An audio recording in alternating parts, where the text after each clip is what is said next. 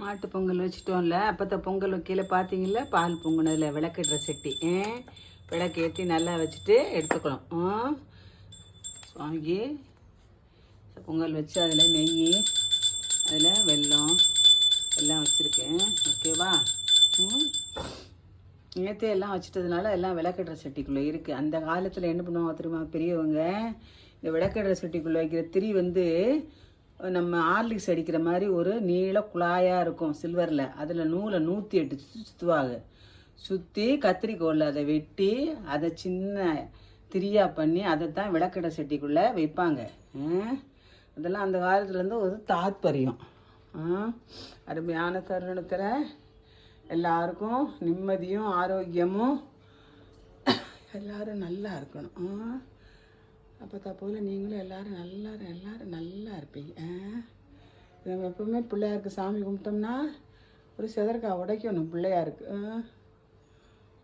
கண்ணு புழப்போ எல்லாம் இருக்காங்க பாருங்கள். நீ அடுத்த வருஷம் இந்த ஒரு வருஷத்துக்கு வாடவே மாட்டாங்க, அப்படியே இருப்பாங்க. கண்ணு புழப்போவுக்கு ரொம்ப பவர் ஜாஸ்தி. வகுத்தில் உள்ள கல்லெல்லாம் கரைச்சிரும் இந்த கண்ணு புழப்போங்கிறது. அருமையான ஒரு தருணம் பாருங்க. நீ ஒரு வருஷம் வெயிட் பண்ணுவோம். ஓகேவா? நாளைக்கு செவ்வாய்க்கிழமைலாம் நாளைக்கு நழுவிட்டு கோலெல்லாம் நல்லா வச்சிடலாம். ஓகேவா? Bye bye. நைஸில்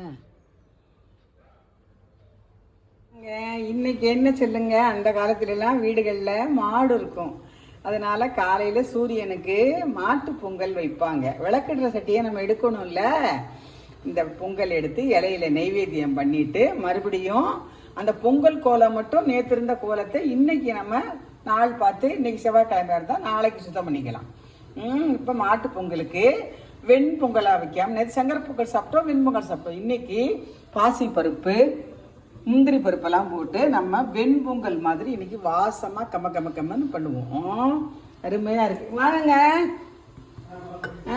இங்கே பாருங்க. அருமைக்கு பாசி பருப்பு சாம்பாரும் வைப்போம். அப்போ நல்லா இருக்கும்ல டேஸ்ட்டாக. இன்னைக்கு பாருங்களேன் எவ்வளோ நல்லா இருக்கு. நேற்று அப்போ தான் வீடியோவே ஆன் பண்ணல பால் பொங்கையில். இதே ஒரு அருமையான ஒரு தருணம். நல்லா இருக்கு பாருங்க. இப்போ இந்த பொங்கலை பண்ணிட்டு நம்ம போய் விளக்குடுற சீட்டில் விளக்கை ஏற்றி அதை நல்லா வச்சிடணும். ஓகேவா? இப்போ இந்த காலத்தில் மாடெல்லாம் இங்கே நம்ம பேக்கெட் பால் வாங்குகிறோம். அதனால இன்னைக்கு மறுநாள் விளக்குடுற சட்டி எடுக்கிறதுக்காக மாட்டு பொங்கல். நாளைக்கு என்ன நான்வெஜ் சாப்பிட்றவங்கெல்லாம் கறி பொங்கல். ஓகேவா? அந்த தோப்பு அனத்தோப்பு அங்கங்கே இருக்கவங்கெல்லாம் நாளை